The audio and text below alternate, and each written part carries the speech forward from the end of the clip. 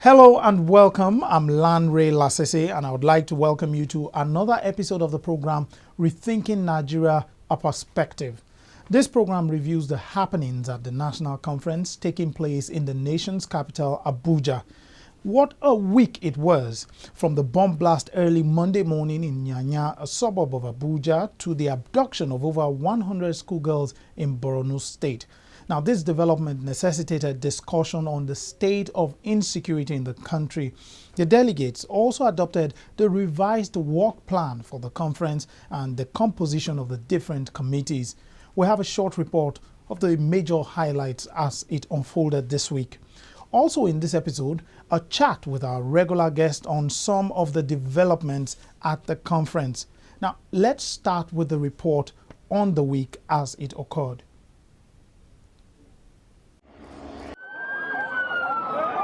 Scenes of the bomb blast that rocked the capital city of Abuja.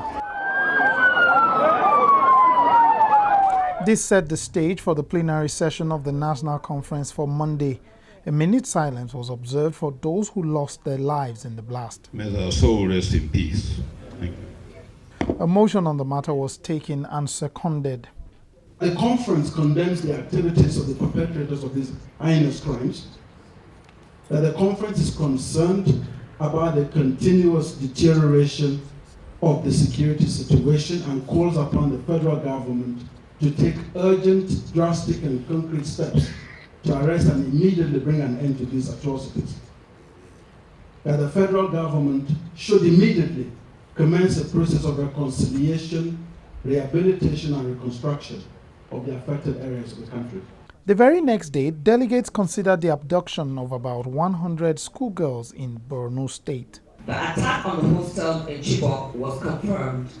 Residents in the area reported hearing explosions, followed by gunfire last night.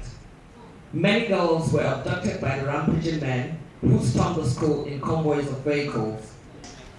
Where the state government spent, each of the states in Borno and Yobe, spend nothing less than 200 million every month to maintain the police and the joint task force in their area. Don't talk about what the federal government is bringing.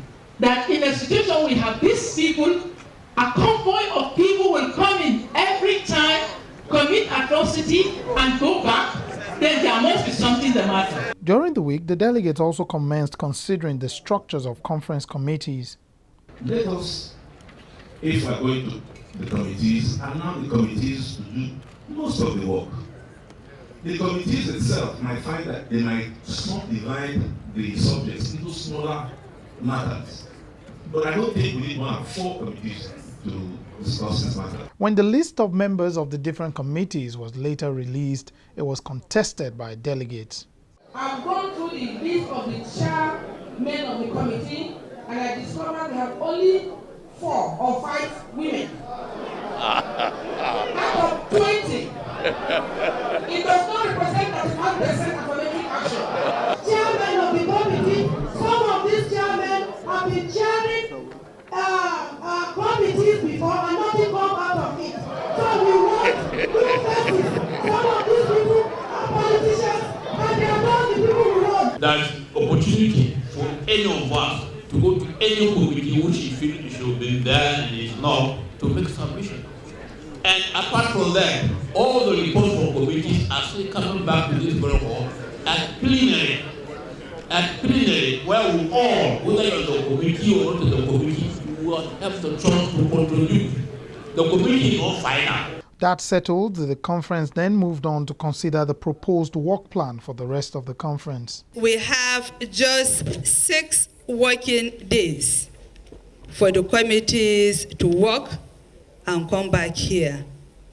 And I have a strong feeling that it's not really enough. I'm also concerned about the fact that we have only 6 days for committee work. But I also observe that we have 2 weeks for the Secretariat to draft the reports. And I'm just wondering, can we gain 1 more week for committee work?